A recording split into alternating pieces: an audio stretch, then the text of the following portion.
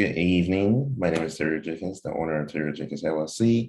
And tonight I will be interviewing Anthony. How you doing, Anthony? I'm finding yourself. I'm doing well. I'm doing well. Had to come back from my son's game.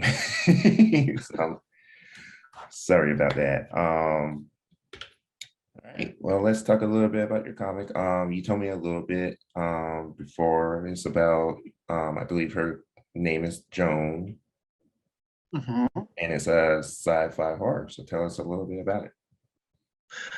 All right. Well, my comic's name is 415, meaning Experiment Group 4, Subject 15. It's about our main character, Joan, who went through scientific experimentation at a young age.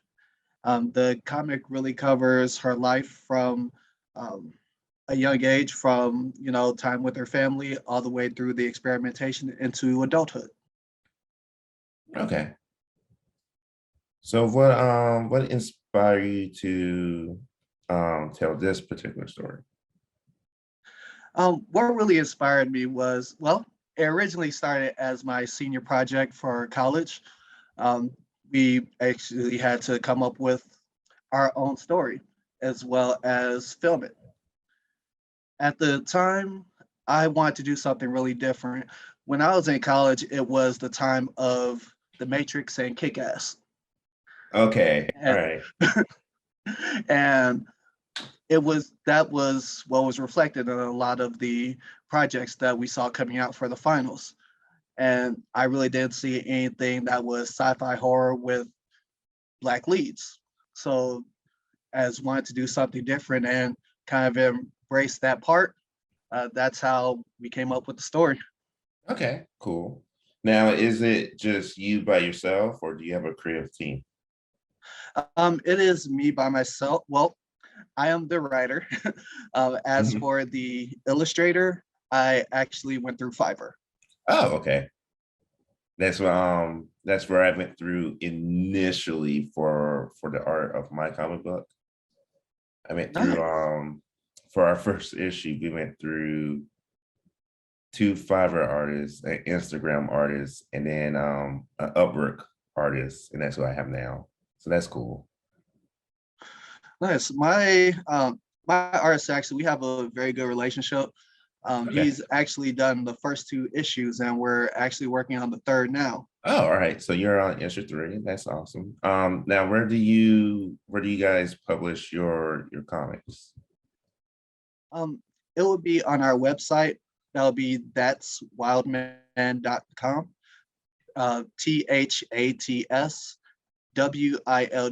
THATSWILDEMAN.com.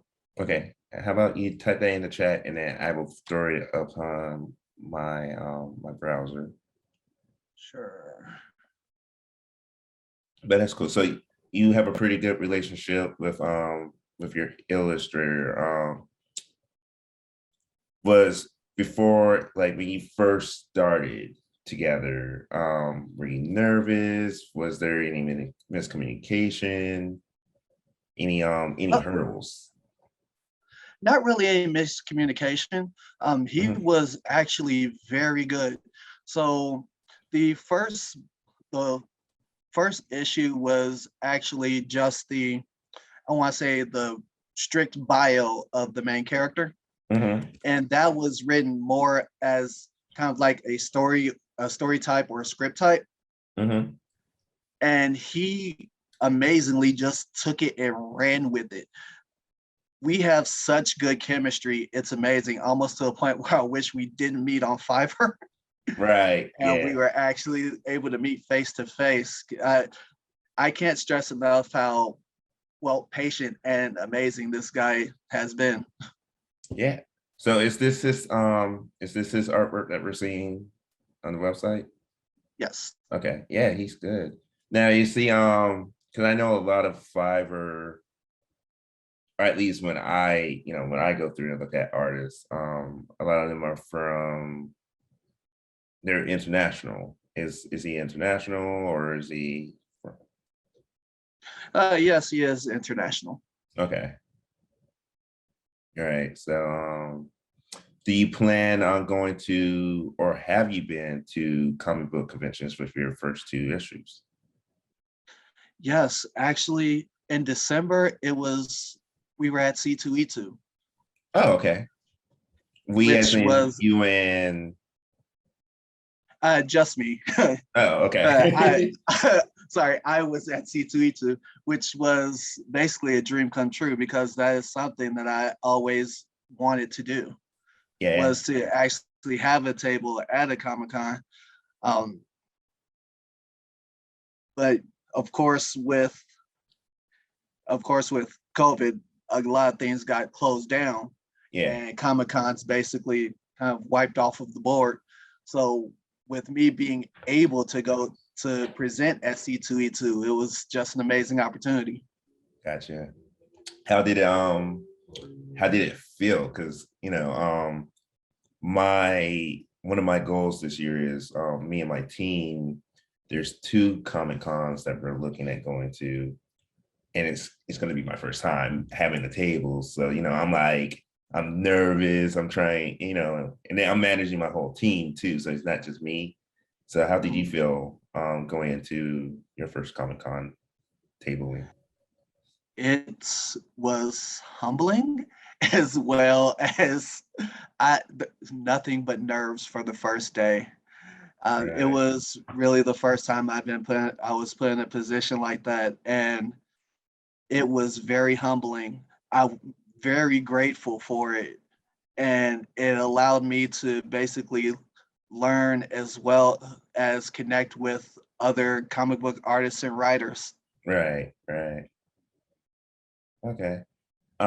Yeah, that's gotta be such a exciting feeling. Like, especially like I would imagine it was kind of like when you finish your first issue. Now, did your illustrator, did he do everything? Like, did he do the coloring and the lettering, or just the art?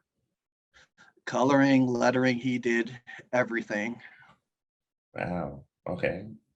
So you found a good find on Fiverr. Then you got the Yes. whole package.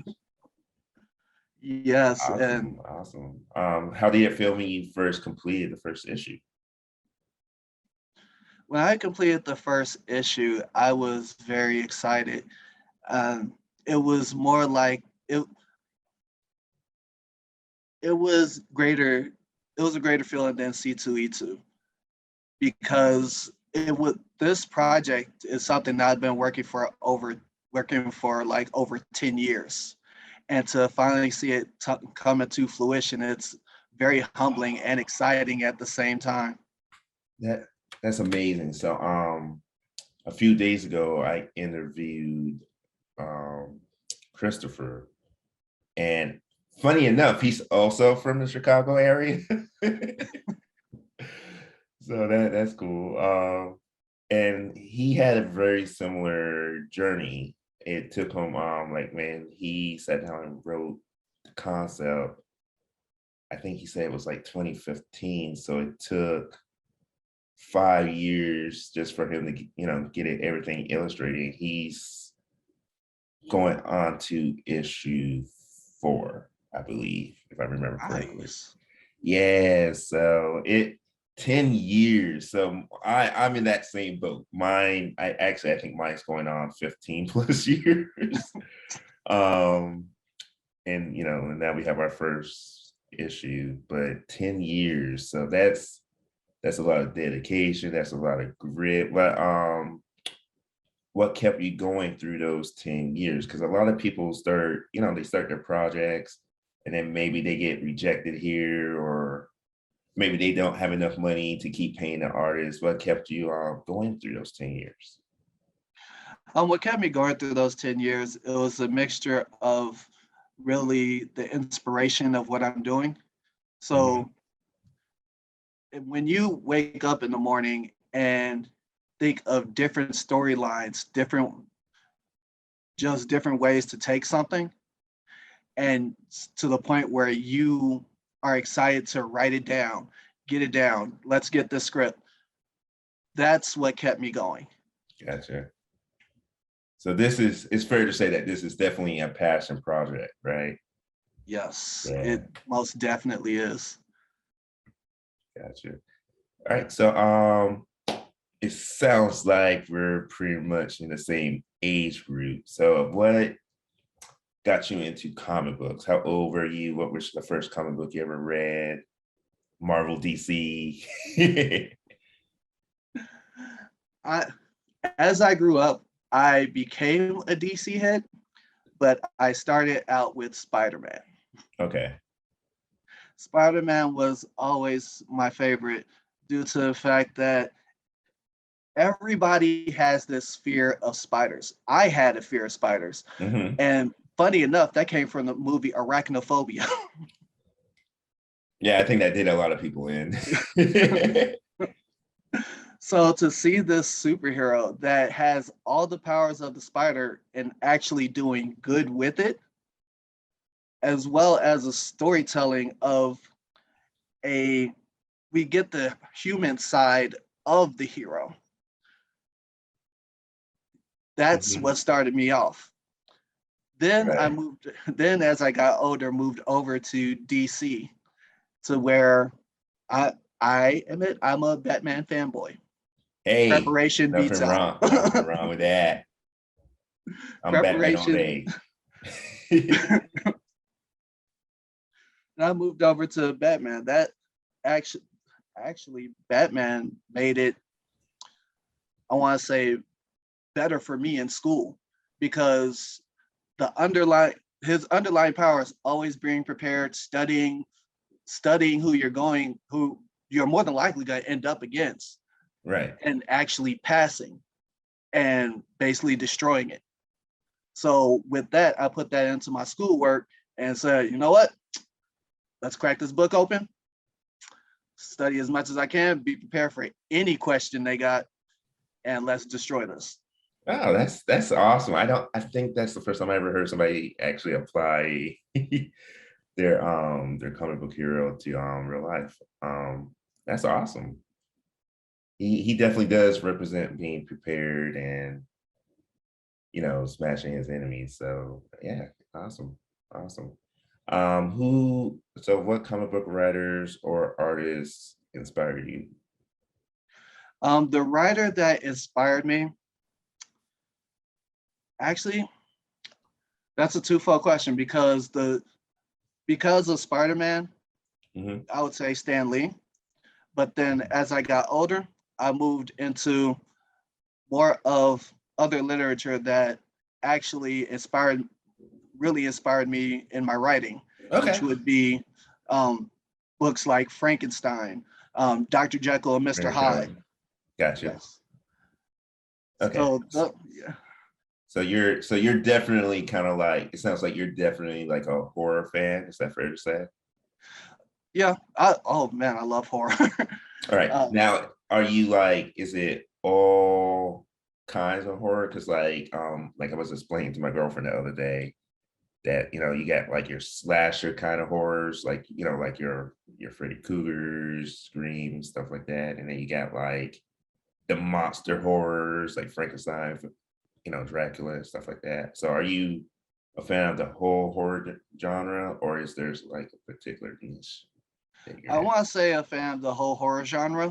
Okay. Um, if I were to categorize for traps, I love Saw because because those are amazing. It gives the person a choice whether they want to survive or not. It's Yeah. basically just black and white, yes or no. Right. Um, Frankenstein, I love that one because the way she took it, it's basically what happens when you take science and it goes wrong. Mm. This Dr. Frankenstein, he had the ability to save lives, transplant organs, do all of this good.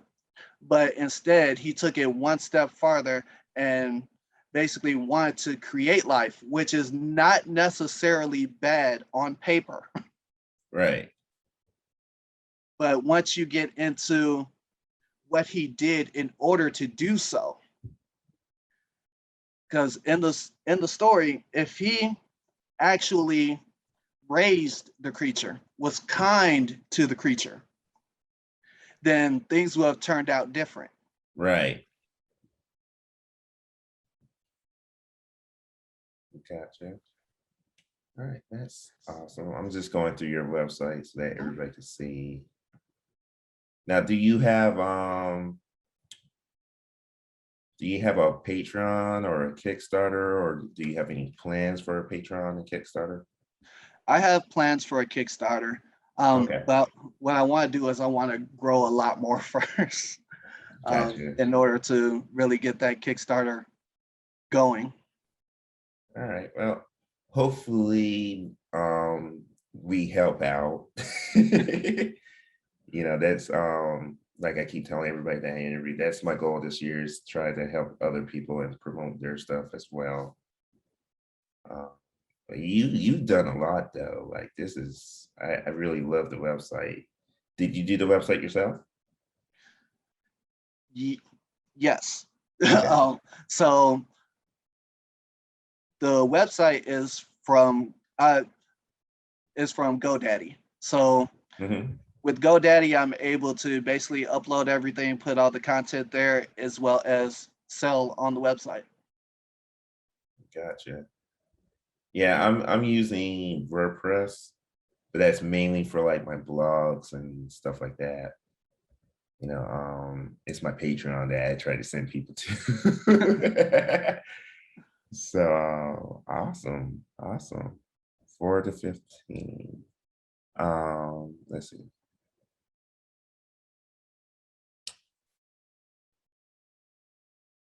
Let me discuss all that.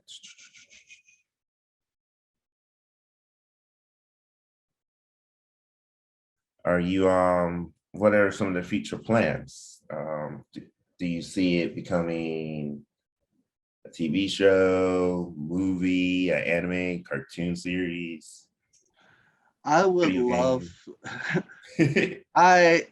aside from comic books, I am a huge anime fan. Um, first one, first one and favorite movie being Akira. Okay. So if I would like to go into anime, have it animated, and actually do 2D instead of the CGI type in animation. Right. Yeah. Yeah. I remember when I went to school for computer animation. And I remember at the time, um, they were like, oh, 2D is gonna die out. But I think 2D's here to say. I think too many people I think 3D is cool, but I think it also takes away from the story sometimes. You know what I mean? Because the Yeah. focus goes into it. The only beef I have with 3D is sometimes the way it's animated, it's not smooth. Hmm. It's you could tell you could tell between like the pose frames that the computer completed it. So you would have a character who's basically about to take off and fly, and Hmm. from one pose to the other, it's too smooth. You can see how the computer basically just completed it for you. Right. Yeah.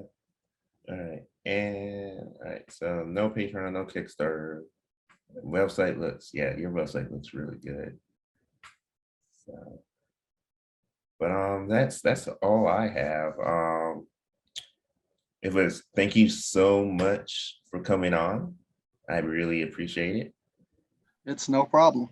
Yeah, man. And I hope we keep in touch. I would love, just like I told Chris, eventually I'm going to try to go to other, because I'm in Jersey. So I get it, the Comic Con that I'm going to is in DC and the other one's in Baltimore. So, that's on the East Coast. But, I would love to like travel west, so now I know two people in Chicago. So I'm like, Actually, you going to New York Comic Con next year? I'm going to try. Gonna try. I mean, if I can't get a table, I'll probably try to go as a guest, and then maybe just have like my little cards with me and stuff. Oh, okay. We've actually, well, not as a table, but as a guest we've actually went 2 years in a row, and I must say it's amazing there. Yeah, Uh, I haven't been there since when was the last time I was at the New York Comic Con? 2000. Gosh, it's been that long. 2006. Yeah, 2006. I was an intern for Marvel. No, Nice. 2007. I got hired in December of 2006, and then I interned from January 2007 to April 2007. So that was the last time I was there, and I mean, it was fun, but I was working, so Um, I was the guy who had to go from the building to the Comic Con back to the building, like I was, transporting stuff. So I didn't really get to enjoy it, but it was still cool seeing how many people showed up. oh, okay. I think last time we were there was they were doing the rounds for Pacific Rim Uprising. Oh, okay. So we got to see John Boyega as actually we got to meet the Doctor Who before this one, before this one. Oh, okay. Yeah, see, that's that. Isn't that the cool thing about comic book conventions? Like I tell my friends, because I have pictures with like not anybody famous, but I got a picture with Brooke Lopez. And he Nice. went, yeah, when he was still playing for the Nets at the time, and he went to the Wizard World convention in New York. So I have a picture with him. I forget his name, but since you're a fan of Saul, from Saul 2, the guy who Xavier, the guy who played Xavier. I got a picture of him. Yeah, Oh. man. Matter of fact, let me pull that up because both pictures are like surreal because because I'm so because I work out, but they both still put me to especially Brooke Lopez being 7 foot. Mhm. Um, let's see. Yeah, so I got a picture with him, and then I have a picture with what's her name? She's like really famous in the cosplay scene now, or well, she was at the time when I went. I don't know if she still is. She used to be a former porn star. And that's the only Hmm. reason why I knew that. But my friend who went with me didn't know that. I have a lot of pictures. Where is it? Come on. There we go.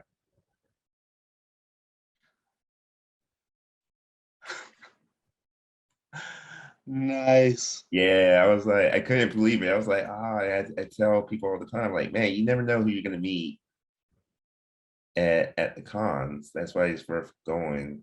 Um, that's Greg Pak, the writer of Incredible Hulk, around that time. Awesome. Actually, I have that book that he's holding. Oh yeah, Yeah.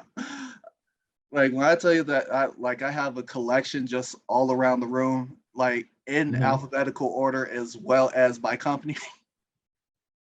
gotcha. Like And then that's it's Brooke Lopez right there. nice. Yeah, I was like, oh, no wonder why I couldn't make it to the NBA. And then Tara Patrick is her name. Aha. Yep. Yep. Uh, And right then and there, all the guys go, yep, yep. yep. So yeah, awesome. Yeah, I love going back to Saw. I love the Saw series. I think I love the psychological motivation behind it all. You know what I mean? Yeah. So I'm like, and the fact that he was able to still carry on his legacy after his death, I thought, most times it's corny from other series. I think Saul was able to do it in a way that was like, oh yeah, people, Yeah. the people that follow him, they perverted the true intention. That's why he still carries on. So Actually, one of my favorite traps. It's one of the newer ones, but it's still pretty good. Where he basically super glued Chester from Lincoln Park in the car. Put his Oh, yes, yes, yes, yes. Yeah, chain. there's like four of them in that trap, right? Or three of Yep, them. it's Yeah, three of them. Chester in the driver's seat. There's a guy underneath the back wheel, and then there's a girl chained to the wall. right. And all Chester has to do is rip himself from the seat and stop the car. Yeah. Yeah, I remember that one. I was like, man, you don't pull yourself so you can save everybody. But I don't think he was aware that everybody else was in danger too. I'm not sure. I don't remember. Whatever. See, now I'm gonna have to watch it tonight when I put everybody to bed. Yeah, I think so. Like I didn't realize I wouldn't say that I'm a big fan of horror, but I would say that it's definitely has grown on me over the years. Like I think my first series that I would say that I was a fan of, and I think some people will be like, oh, that's really not horror, was Underworld. Like That Underworld is the was only reason why I'm into the whole vampire werewolf um tropes. And um yeah, okay. Underworld, it's still amazing. I was always team werewolf. Yes. I Yes. I feel like there's no way that any werewolf should have taken the L. Yeah. Yeah. I never understood. Well, I guess it goes back to Wolverine popularity, right? Like people for the most part are just in love with vampires for whatever reason. And so vampires always find a way to win. But I'm like, they have so many weaknesses. And like if you look at it at that point, it's like werewolves, all right, I turn back to human in the day, but during the day you're sleeping. I just gotta Yeah, they find could you. basically just kick in the door. Right. You know what I mean? I just gotta find where you live at. Like a good series that I started reading around the time that I started interning for Marvel actually was Anita Blake Vampire Hunter. Marvel was actually publishing the comic book adaptation to it. And but I went out and actually read the novel, and the main character is a human, but she goes around executing vampires. And there's this certain vampire that's in love with her. He does some forbidden technique on her, so now they're bonded together. But it was a nice mixture of horror, mystery, and then romance was kind of like that third, that third seat. Mhm. And then I think book three was when they introduced the werewolf. And the werewolf and her start dating by book four, but the vampire still wants in. And then by book five, she's flipped the vampire. And then at that point, I think the writer, her name's Laurel K. Hamilton. I think at that point was when she decided to make the series more romance focused. Well, more romance slash erotica Yeah, she went focused. Twilight. Yeah, yeah. And the mystery, from what I heard from other people, because I stopped reading with book six, because I heard book seven was when everything kind of like jumped the shark. Mhm. Um, yeah, it went heavily into the romance erotica. And then it was like the mystery was second, and then the horror elements was kind of like third, and then from what I've read from people who are still into the series, it's just porn now. Oh wow! Oh wow! And the mystery has dropped down to like number four, if there is a mystery. So, but I thought it was a shame that the series went that way, because I thought it was I love all five of the first books. Love them. Okay. And so like I said, I think the horror element has been growing on me. I actually started my own horror series that I've been developing for like the past 5 years about Nice. werewolves. who are extreme siblings, and they got to look for their father, who's the alpha of a wolf pack before the wolf packs destroy the world around them. So I'm still working on that. So yeah, so it's definitely growing on me. Outside of horror, is there any other genres that you're into? That's sci-fi. Yeah, sci-fi. Yeah, sci-fi. I I am one of the few people who like both Star Trek as well as Star Wars. And uh and I've been into sci-fi, I want to say just almost just as long as I've been into horror. Gotcha. And the day that Netflix made it available for Enterprise all the way to Voyager and the prequel, Yeah. as well as Deep Space Nine, it was over. I binged all of it. Funny story. My dad was a Trekkie, and then I was always more into Star Wars, but my dad always watched Star Trek, so I kind of like grew up just liking Star Trek. Which one? Which captain? Who's your favorite captain? Picard. Picard. Of Yes. course, Picard. But that's not taking anything away from Cisco.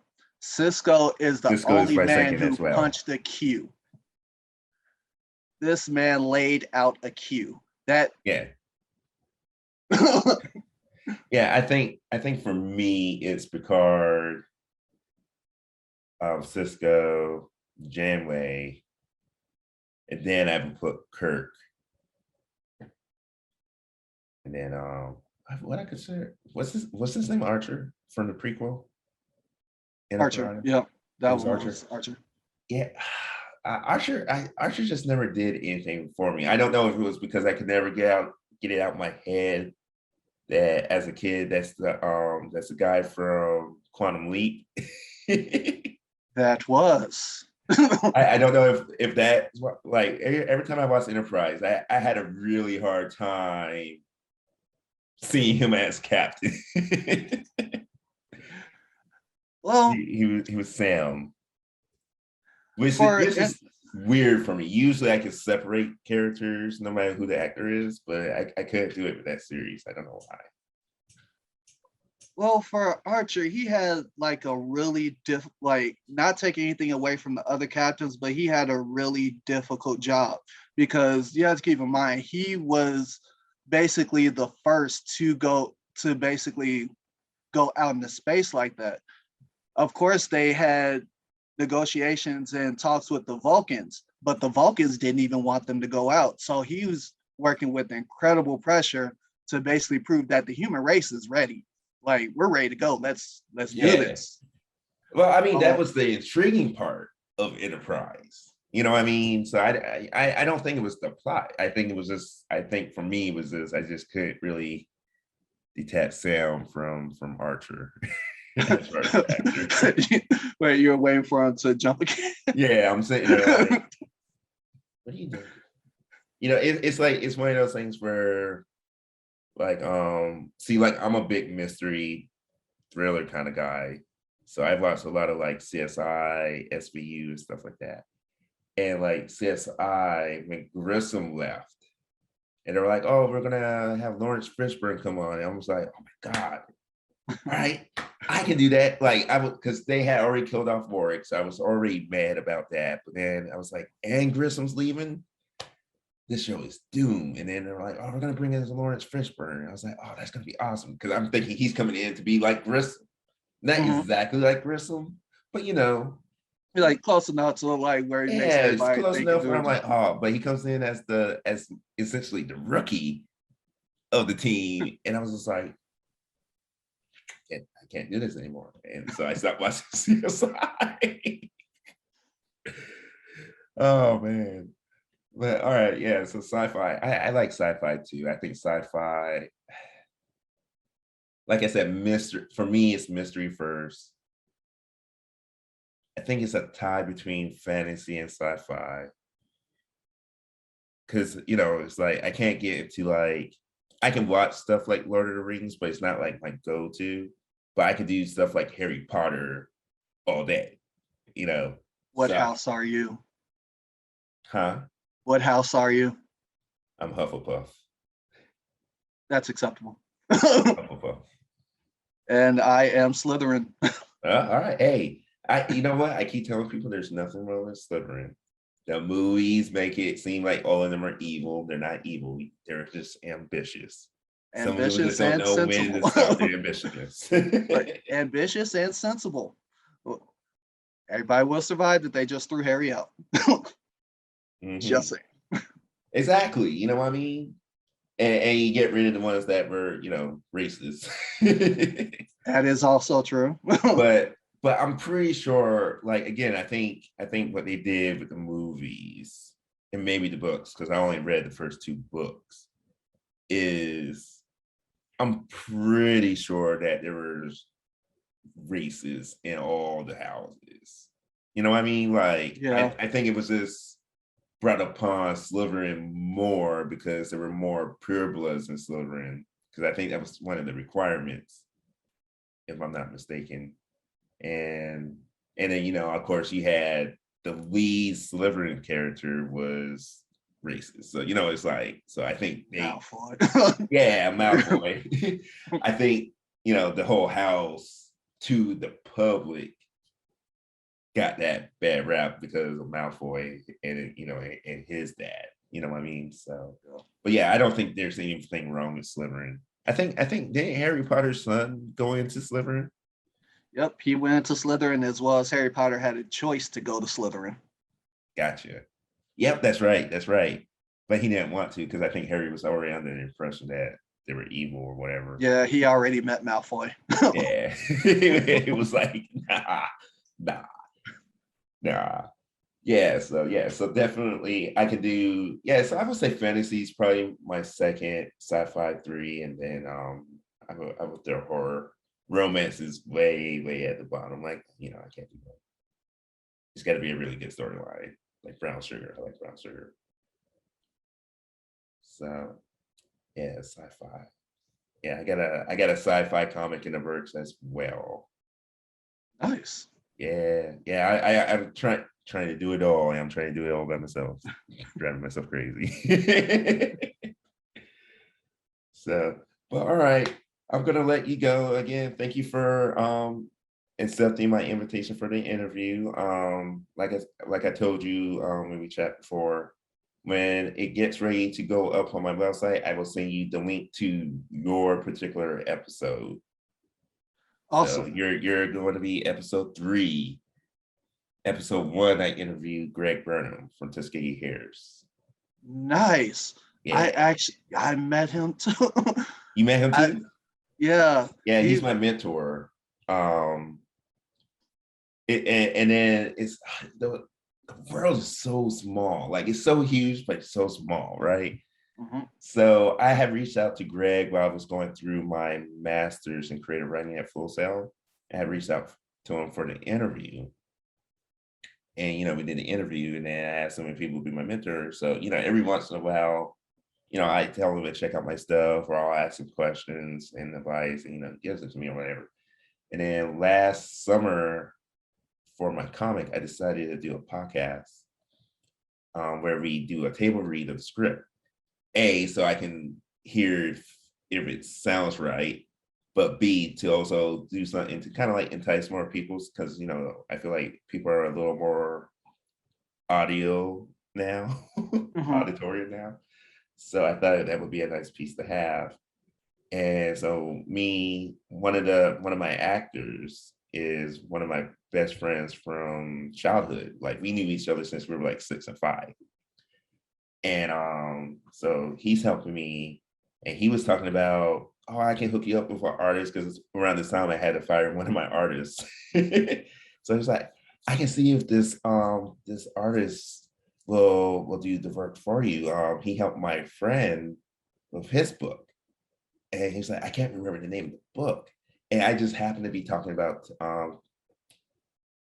I was talking about Tuskegee Harris, but I don't think I had said the name Tuskegee Harris because they're my inspiration for getting back into comic books. And he was like, "Oh, his name is Marcus Williams," and I was like, "Oh, Marcus Williams, that's Tuskegee Harris." So then I showed him Tuskegee Harris and stuff. He's like, "Yeah, that's him, that's him." And then I was like, "Wait a minute, you said he did the art for your friend?" He's like, "Yeah." I was like, "Is your friend Greg?" And he's like, "Yeah, we went to college together." So yeah, so Greg, yeah, Greg is cool. Greg is cool, and it's a small world. My best friend is good friends with my mentor. That's what's up. Yeah, last time he was at C2E2, I've actually been looking for more of his books because I got the novel version, well, the graphic novel version of I believe it was the first 3 issues. Mhm. So I've been looking for Yeah, basically that's anything what else I he has have. out. Yeah, I think he released issue. I think they released issue 4 a couple months ago. I think he's been focusing more on the search for Sadiqua. That's his new comic project. I think he's on issue 2 with that. So I think that's been his main focus. And then he still writes a lot of children books as well. I know his last post, he said he had to drop off a bunch of them to a bookstore. So I'm like, I'm trying to get there, man. I'm trying to get there. We all are trying to get there. Oh yes, Yes, yes, yes. most definitely. And we all will get there. So, but again, I'm gonna let you go. Thank you for coming out. And everybody, please make sure you check out that's wowman.com Yes. and check out 4 to 15. I think I might buy. So if I buy this, is it shipped automatically or do you do the shipping? I do the shipping. You do the shipping. Okay. All right. Yeah. I'll probably buy an issue tonight. So, all right. Well, that's all I have. Again, thank you guys for tuning in, and we'll see you guys for the next interview. Have a good night.